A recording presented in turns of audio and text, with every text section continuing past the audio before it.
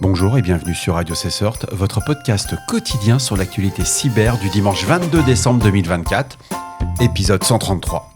Je suis Marc-Frédéric Gomez, en direct des terres du Berry. J'espère que vous allez bien, on a du soleil aujourd'hui. Au programme aujourd'hui, la CVE 2019-1821, une vulnérabilité affecte Cisco Prime Infrastructure et Cisco Evolved Programmable Network avec un score CVSS de 9.8. Ça permet une exécution de code à distance et bien que publiée il y a plus de 5 ans, elle continue d'être exploitée par des ransomware et outils DDoS. Incroyable. Détection du malware Redline via Splunk. 2 événements récents ont mis en évidence l'activité du malware Redline, impliquant des attaques par brute force et l'exécution de commandes Windows Management Instrumentations. Bof, comme d'hab quoi. Le groupe activiste XACnet Team s'illustre par des activités de activisme, des attaques DDoS, de l'exfiltration de données et des collaborations avec des entités russes comme le GRU. Focus sur APT29, alias Kozibir. Ce groupe de cyberespionnage lié aux services de renseignement russes cible des institutions gouvernementales et organisations politiques via des campagnes sophistiquées. Leur tactique inclut le spear phishing, des malwares personnalisés et des attaques sur la chaîne d'approvisionnement, la fameuse supply chain. Et enfin, on fera une analyse du Bridge Forum, une plateforme anglophone du dark web qui facilite des échanges sur les attaques DDoS, la compromission, les fuites de données et bien entendu leur commerce. Ah, petit dernier, une vulnérabilité critique, la CVE 2024-12828 qui touche WebMin. C'est une faille qui permet une exécution de code à distance avec des privilèges root dus à un défaut de validation des chaînes utilisateurs dans les requêtes CGI. Le correctif est disponible sur GitHub et il faut savoir qu'il faut être authentifié pour l'utiliser. Bien entendu, vous retrouverez tous les liens qui m'ont permis de créer cet épisode dans la description de celui-ci. Aujourd'hui, je vous propose de faire un focus sur la vulnérabilité critique, la CVE 2019-1821. Cette vulnérabilité impacte les solutions Cisco Prime Infrastructure et Cisco Evolved Programmable Network avec un score CVSS V3 de 9.8 et un score de 10 en CVSS V2, soulignant un risque élevé d'exécution de code à distance. Cette CVE a été publiée le 16 mai 2019, soit il y a plus de 5 ans. Et on constate que des activités malveillantes exploitant cette vulnérabilité ont été signalées sur des forums et réseaux sociaux, impliquant notamment des ransomware, des outils DDoS et des backdoors. Les implications pour l'intégrité des systèmes et la sécurité des données sont importantes. Passons maintenant à une analyse de détection récente liée à ces menaces. Selon les données collectées, et publiquement accessibles, toujours en source OSINT, 2 événements notables ont été signalés via Splunk. Ces événements sont associés à des activités du malware Redline, c'est un infostealer, identifié grâce à des corrélations avec des listes d'adresses IP à risque par défaut. Les détections incluent des techniques du framework Mitre Attack comme T1110, qui correspond aux attaques par force brute, ou le T1047, lié à l'exécution de commandes Windows Management Instrumentation. La priorité, appliquer les correctifs disponibles pour limiter les risques et sécuriser vos actifs contre ces attaques potentielles. Bon, enfin, si vous n'avez pas patché depuis 5 ans, comment dirais-je, vous avez un problème sur votre patch management.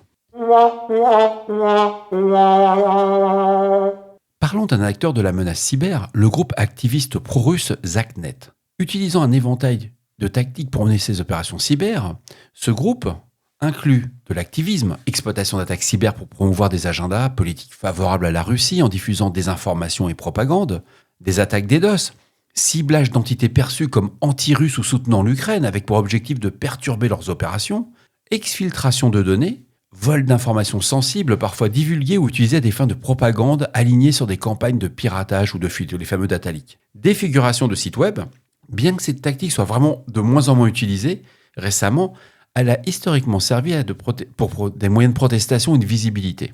Et bien entendu, la collaboration avec des acteurs étatiques, coordination avec des entités russes comme APT28 du GRU, facilitant la diffusion d'informations issues d'opérations de cyberespionnage étatiques. Ces approches positionnent XACnet Team à l'intersection de l'activisme et de la cyberguerre, mêlant des méthodes traditionnelles de hacking ou des opérations d'information plus sophistiquées. Il faut prendre en compte que les groupes activistes comme XACnet Team s'appuient largement sur les canaux Telegram pour leurs opérations et communications. Ces plateformes jouent un rôle central, multifonctionnel dans leurs activités. La coordination des opérations via Telegram va leur servir à organiser des campagnes comme le montrent les activités conjointes de ZACnet Team avec des groupes tels que Cyber Army of Russia ou Solnet Specific, selon les analyses de Mandiant. La promotion d'activités et diffusion de désinformation font que ces groupes d'activistes utilisent ces canaux pour promouvoir leurs actions et propager de la désinformation. SentinelOne et Picus Security notent que ces activités sont souvent liées à des influences russes.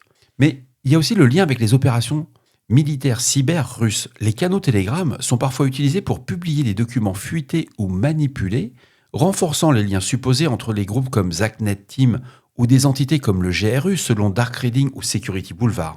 Une adaptation aux événements géopolitiques aussi. Ces groupes adaptent leurs campagnes pour coïncider avec des événements majeurs, comme la guerre en Ukraine, utilisant Telegram pour mobiliser leur soutien et diffuser leur narratif. Les opérations d'influence. Les groupes APT tels que APT44 vont exploiter Telegram pour amplifier leur campagne d'influence via des personas activistes établis. En somme, Telegram est un outil stratégique pour ces groupes d'attaquants, en particulier pour ZACnet Team, facilitant leur opération, communication et campagne d'information, tout en renforçant leur visibilité dans la sphère cyber.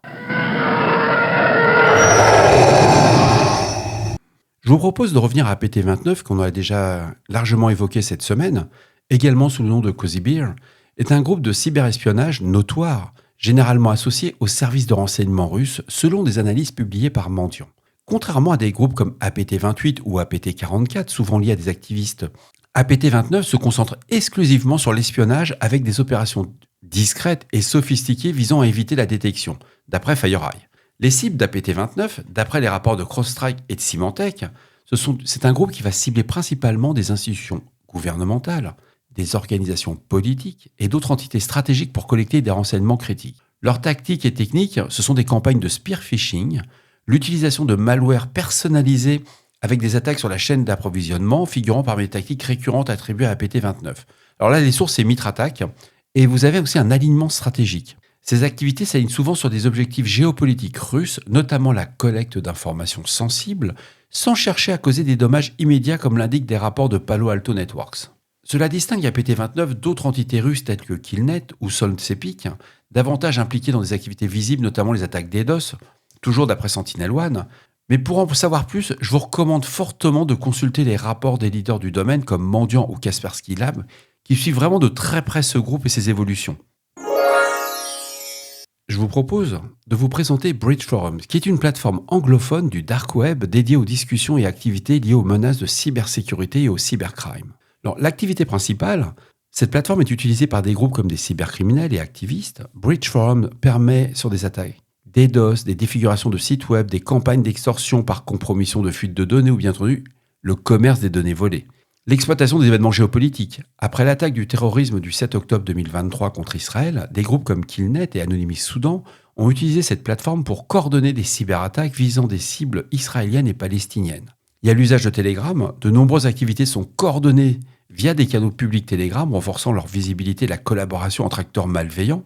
Rôle dans l'écosystème cybercriminel, Bridge Forum s'inscrit dans un contexte où l'instabilité géopolitique alimente des cyberactivités motivées par des intérêts financiers et idéologiques. Alors pour réaliser cette synthèse, j'ai quand même utilisé 5 sources majeures qui ont été des sources, le FBI, il y a eu Bleeping, il y a eu Dark Nessus, il y a eu entre guillemets The Record, ainsi que Bleeping Computer. Donc on revient toujours sur les mêmes sources primaires. Hein. Il y a aussi un article de Krebs and Security, mais l'article du FBI est pas mal. Ces rapports offrent une vue complète sur le rôle de Bridge Forum dans l'écosystème criminel. Si vous êtes intéressé que je rentre dans ce type de détails sur un focus sur l'épisode, faites-le moi savoir dans vos commentaires. Parce que je suis passé très vite. Au total, j'ai 300 pages sur Bridge Forum. Et quand je veux dire, je fais une synthèse, faut pas demander à ChatGPT parce que c'est pas bon. C'est pas au bon niveau.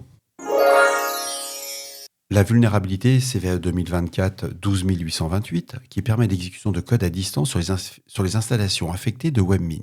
Bien qu'une authentification soit requise pour exploiter cette faille, elle représente une menace critique. Surtout, elle est exploitée. Alors, l'origine de la vulnérabilité, c'est un défaut dans la gestion des requêtes CGI où une chaîne fournie par l'utilisateur n'est pas correctement validée avant d'être utilisée pour exécuter un appel système.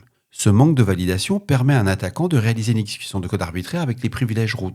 Le correctif est disponible sur GitHub, on patch, on se pose pas de questions. Et voilà, cet épisode de Radio Cesseur du dimanche 22 décembre touche à sa fin, j'espère qu'il vous a plu, qu'il vous a apporté des informations utiles. N'hésitez pas à me laisser vos avis, si vous souhaitez que je rentre dans plus de détails, Je suis à votre disposition. Laissez-moi un message sur le répondeur de Radio Cessort au 07 68 72 20 09. Je suis là pour vous. Prenez soin de vous. À demain pour un nouvel épisode. Au revoir.